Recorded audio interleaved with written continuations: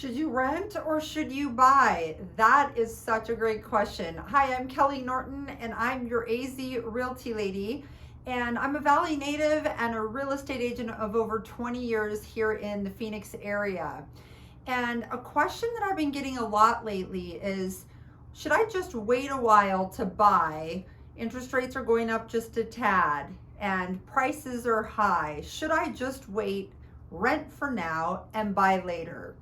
And today I want to go over that with you. And to do that, I would like to jump on the computer on a Zoom call with Andy Knebelsberger of Cardinal Financial. And we're going to break this down for you so that you have a great understanding of what it looks like to rent versus buy. Hi, I'm Kelley Norton, your AZ Realty lady at EXP Realty. Count on me for all things Arizona real estate. All right, so I have Andy on here just as promised, and we really want to go over the differences of renting versus buying because it's such a common question that we have come up right now. I know Andy gets it a lot, I get it a lot. So Andy, we got to have people understand the benefits of buying, even though rates are going up.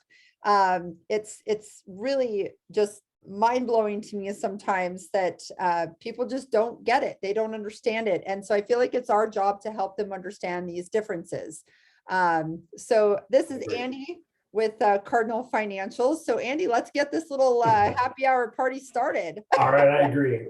Kelley, you're right. I get it all the time. Every customer is just like, gee, should I just keep paying rent and things like that? And it's just an easy answer. The answer is no. I mean, unless your credit is absolutely shot and you have no ability to buy a house, then you should rent. But if you have the means and the ability to buy a house, and especially with all the down payment assistance programs out there and first-time home buyer programs, there's just no reason to not get into a house, especially with Arizona going crazy with appreciation and everything else, because more and more people are wanting to live here, and there's just simply not enough houses for everybody right now, which is awesome for you buying. Yeah, and I think one of the things that a lot of people don't understand is the days of being able to get a home where you can rent for $1,000 or $1,200 a month and mortgages more is gone. I mean, rent here for your average 12 to 1,500 square foot in most areas, you're going to be over $2,000 a month renting. And so I'm just going to grab my garbage can and let's say this is money and let's just chuck it away, right? That's what's happening when you're renting. So Andy, I'm going to show some of these awesome charts. Sorry, I got all excited, grabbed my garbage can and now I'm stuck. There we go. Okay, so I want to show some of these graphs that you were so kind to create. So give a visual for people because a lot of people are more visual and we have to either, show them that way and really show them what's happening to their money this way versus this way. So, okay. So cost of waiting. So explain to people what we're looking at here. All right. So this is taking a historical look. This is actual, not any fluff. This is taking a 3.67% basically appreciation over time. And over time, since the 1960s, houses have done nothing but gone up in value, albeit we all remember 2008, but that was not the problem with the housing. That was a problem with crazy loans being out there. And that's why that bubble happened. So, but fake take loans, that out. Funny loans, we used to call them. Yes, yeah, the liar loans, everything else that they call them. But basically, this is just taking a standard appreciation, which I just was on a video this morning that showed year over year from February of last year, houses went up 33% in Phoenix specifically. Yeah, truth. 33%. This is only taking a 3.63%, I believe, appreciation. So if you just go from the 450. If you were buying a house today and you're that person going, you know what, I think I'm going to save a little more money and save up for a year and buy in a year from now. Just look at that. So waiting 1 year in the blue there, it shows that the property that you were just going to go buy at 450 is now going to cost you 486. See it right there, right where it says 1 year, Kelley? Yeah. Right there? 486. Yep. So exactly, great line. So it's 36 grand more And we don't know if the interest rates are going to continue to go up or not. Mhm. Historically, they've just gone up, obviously, from January until now, quite a bit. But historically speaking, they are still incredibly low to be even in the upper fours and low fives, basically, is where they're at. So Right. I showed it at a rate of 5.25 of today's rate. If we wait Yeah. a year, it could be 5.625. And now if you just look, it's costing you $42,000 more. If you go to the bottom of that same line where you're at, keep going all the way to the bottom, 42 grand. So how much do most people save in a month? Let's say you make 50 grand a year. Let's say that's fine. You can save what? $500 maybe a month at tops by the time you're paying rent and all your other bills. Yeah. So now you've saved 12 grand.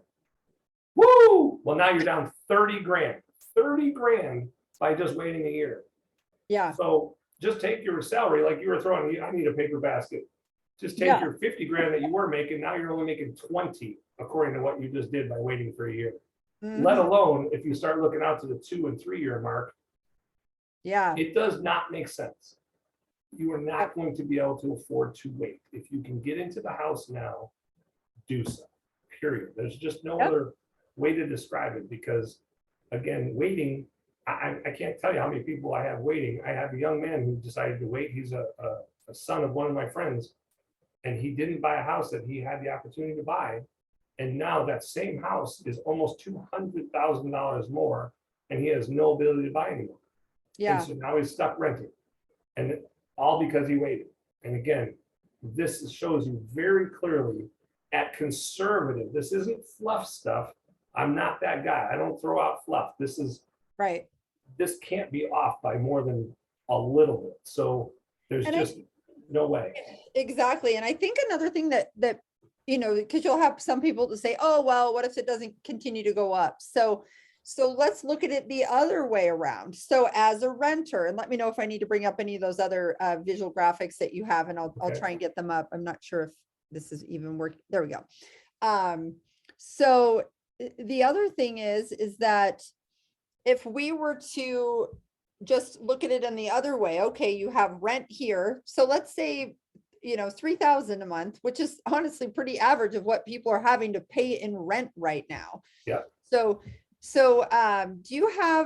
what is their payment? So let's say on a 450, what is their monthly payment? Is it on this form? Yeah, no, not this one. Go to the other one. It'll be a little easier to show you the other, the middle one. Okay, let me try and get over to that one. Yeah, not the flyer one, but the other one that I made for the 450. Okay, I'm gonna Which again, $3 grand for a $450,000 house is probably cheaper now. Yeah. So, we'll understate that again, so people understand that we are not embellishing numbers or throwing fluff numbers out here like a used car salesman. This is showing you, all right. And it's funny you said 3,000, because look at that. Oh, hey. If you look I at, promise, I pulled this up and I have not even looked at this yet. So that was awesome. That was pretty good. I mean, you were off by $1, because my monthly expense there, the $75, if you look in line 1 there, is maintenance and repairs. Is basically, that's just an HOA. We're just calling that the HOA for, and that's for a $450,000 house. That's probably about normal. It might be 75 to 100 maybe tops. So what this is doing is it's saying, okay, if you're going to buy a $450,000 house and you're going to put down your 5% minimum, this is going to be your approximate payment. If you are renting, we're saying that your rent is $2,900 plus your insurance, so $2,938. So you're actually technically on year 1, you're on the rent, it is slightly cheaper. However, it's not. What's happening to that? Right. Yes. Exactly. Because go ahead. Yeah. So basically there's several different ways when you're renting versus buying that you're throwing your money away versus creating almost like a little savings for yourself. So we talked about an average last year, 33% increase. Let's say there was no increase at all in the market. When you're renting, you're just going to take your money and dump it into the trash can because someone else is going to be paying their mortgage off with that money. What you are doing is throwing it in the garbage. If you're buying a home, you're paying that mortgage and you're paying down your equity with a percentage of that payment every single month. That's exactly So correct. yes, so over time, you've actually put this money into your own house savings account, if you will. When you go to sell your home, that's your equity that you have paid into. If you rented, guess what? When it's time to move, this is what you get. Oh, by the way, they might send you a bill because they might not think you cleaned your house well enough, and they might have thought that your dog peed or whatever. So you might even have to pay more. But really what I'm getting at here is that you paying your own equity over a year or two, you're actually going to have your own little savings account that you've built up. And we talked about, like, what does the average person save? Most people live paycheck to paycheck. So if you're spending your money to live, which you have to do anyway, you might as well be buying into your own savings account, which is equity.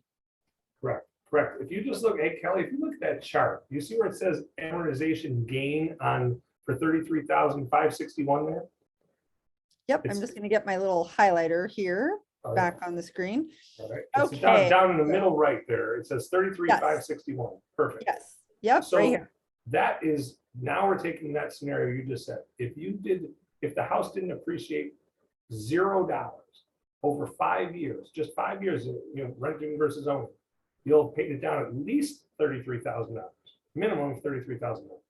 Yeah. Now, again, without any jokes aside, 2008 was an anomaly and it was terrible for everyone. We were all in it.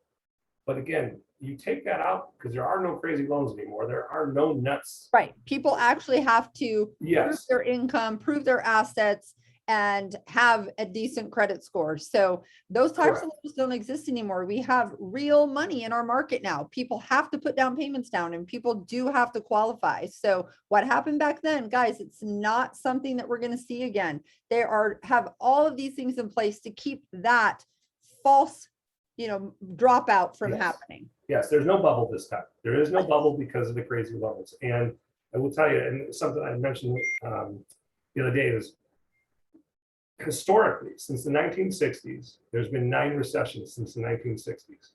With the exception of 2008, every time we were in a recession, housing went up. It did not go down any of the recessions of the previous 8. So again, if we even started to hit a recession, we're going to plateau or go up still, maybe not at a 33% clip anymore, but it's still going to be an historical average of going up. And again, this chart just shows you, this chart shows you, it even says 3.63. That's the exact percentage rate. It's just underneath that where it says 87,920 on the left-hand side there. Just below that, it says appreciation of 3.63. Again, so that is so conservative. And this is saying after 5 years, not only will you have paid $10,000 less from the very beginning of just the rent versus your mortgage payment, but you'll have gained almost $90,000 of appreciation, plus the fact that you paid down your mortgage 33 grand. So what this is showing you is that, let's just say we decided that 5 years from now, twins are going to buy, one's going to rent, one's going to buy. After 5 years, the person is going to sell their house and they're going to still gain over $93,000 up, whereas the other person just pissed away, excuse my language, all of those years. Sorry. This is going to go on my YouTube and people know I just shoot it the way it is. So I piss mean, it away. 5 years of $3 grand. Yeah. 5 years of $3 grand is all that money lost. And here, this is money gained, 93,000. I don't know where else you could make an extra almost $20,000 a year off to the side without lifting a finger. You're not doing an extra job. You're not working part-time at Target or Walmart trying to make ends meet. This is your invisible extra income coming in because you were smart enough to buy a house. That's all there is to it. It's just that's the easiest way to say it. So exactly. And then let's say, let's say you're thinking like, well, I want to buy in a couple years, but I don't want to do it right now. I'd rather save up more money. Buy it now. And then in 2 or 3 years, you can then sell that home, cash in on this little savings account that we're talking about, and then you can move up to your next house. Yes. A lot of people will tell me, oh, it's not quite I can't really get quite what I'm looking for that I really want right now. Well, what the heck are you going to rent? You're going to rent something that's not your dream home either. So why don't you buy something that's a starter? This is how I was able to be, in a really a home that I love now in my mid 40s. And I bought my first home in my mid 20s. It wasn't my dream home. My first home wasn't my dream home. I bought real estate with something in mind of, hey, you know what? I'm going to be spending money on rent. Why not spend it on a mortgage? And then when I'm ready for my next property, I can put that towards it. So it's just buying into your future and moving up as you go, using your equity that you had from that one home, put it into the next one. Now you're getting a bigger home, a better home, a bigger lot, something with a pool, something in a better area, whatever it might be, you're using that equity towards your next property. So instead of waiting, just purchase it now. And then in a couple of years, even if the market doesn't go up at all, nothing, you still have the equity that you put in right here, correct? Well, that's the difference between that and versus rent. No, it's the 33. Oh, it's the one right below it. That. The one right We'll below just erase that. What was the other number? Right there. Your paintbrush is right by it. The 33,561. Oh, that one. Okay, Yeah. over 5 years. Yes. But again, to say your house isn't going to appreciate over the next 5 years is nonsense, because it will. Historically, yeah. And even in 2008, they started going up before 2013.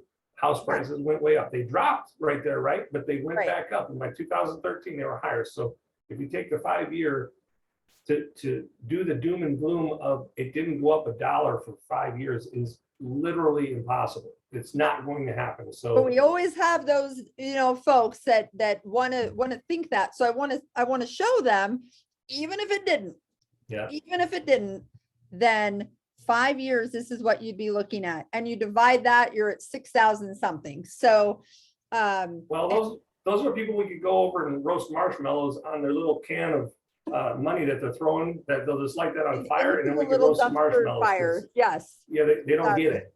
So and we're not trying to insult anyone here. We're trying to help you, truly.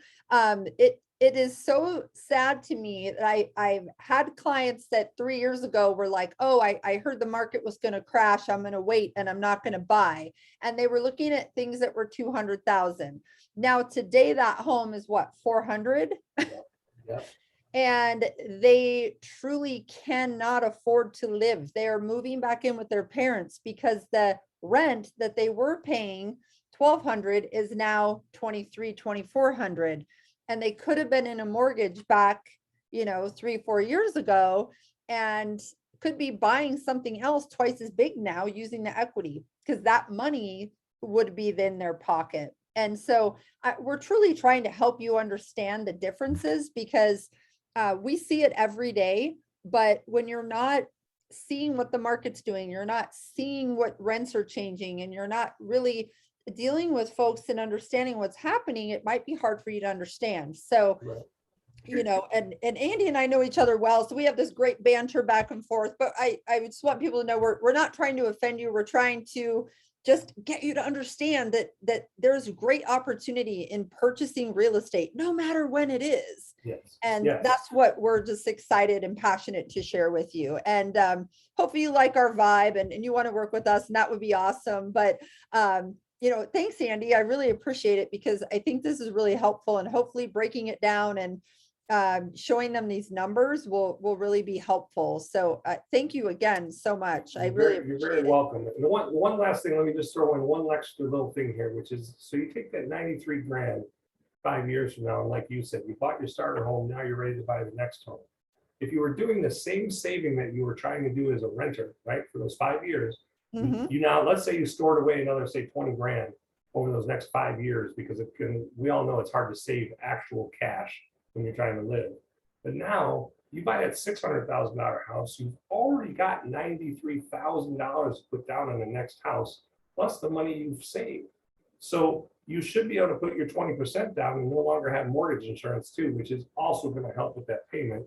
to keep it down and cheap. So Mhm. just another reason why you just got to get in that first house to get you that kickstart, and then Yep. you'll be going. You'll be on your way.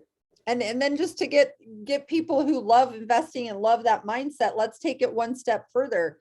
If you're in a different financial position, which usually most people are, and sometimes there's now a second income in your family, and you've had a couple raises, and maybe you're promoted and making more money, and maybe you don't have to sell your home when you go to buy something else. Now it's an income producing asset for you. You rent that home out. Now you have income coming in off of this property that you bought so many years ago.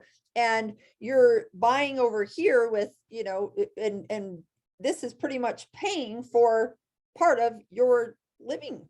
And you're able to get something more expensive. And a lot of times you're getting rental over here from the rental house, and your monthly expenses actually went down, and you got a bigger house because of how great rent is.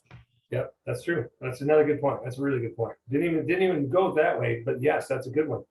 So even if you don't sell it, there's also opportunity for it to become an income earning asset for you. So passive income. And if you look at people who are the wealthiest people out there in the world, majority of them have passive income. And real estate is a way to have passive income. So if you ever want to chat about that, again, texting, calling is the best way to reach me. And I'd be happy to chat with you more about that. And Andy, what's your info? I'll put it on the screen here for the viewers as well. My phone number, you mean? Yeah, your phone number. It's at the top of that page right there. Oh, all right. There it is. It's there. It's small little numbers and letters, okay. but I will tell you, this is my last thing for you, which is, again, people probably don't know this, but you don't pay me, I don't pay you. We work together because I think you're awesome. And I think, just so anybody who's watching this video, I'm not paid soliciting or anything like that, but I'll tell you what, Kelley is as good as it gets. She's got all the tools. I'm the one who watches. I'm the one who sees who gets loans in and gets the contracts over. Guess what? It's her. She is my number one realtor at getting the deal done to make sure if you're making the offers, she's the best. That is unsolicited. She never told me to say that. I'm just telling you from our experience together, she's just that good. And she's fun. I mean, she's got a little bit of crazy to it. Oh yeah, you gotta have a little bit of crazy. I'm a realtor. Hello. Good point. So I just wanted to mention that. Oh, well, thank you. And you know what? I think one of the greatest things too about Andy is the communication. He'll always communicate with you. You never have to guess what's going on. And that's a huge challenge in our industry, is knowing what's happening and knowing what's going on with a transaction. And it can be a very stressful time purchasing a home.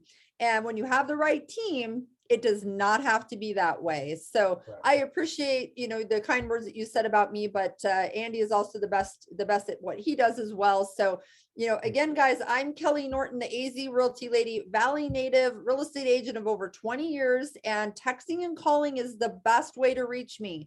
You can email me, but for some reason, the email gods don't love me, and some of those emails don't make it. So, texting, calling, it's the best way to reach out, and I'd be happy to help you with your relocation or your buying and selling needs. And if you want to get in touch with Andy, you can also reach out to me. I'll make sure we put you in contact with him. And thanks for watching, and subscribe to the channel and click the bell. That way you can be notified when we put up new videos. All right. Thanks again, Take care, Andy. everyone. Bye-bye. All right. Bye.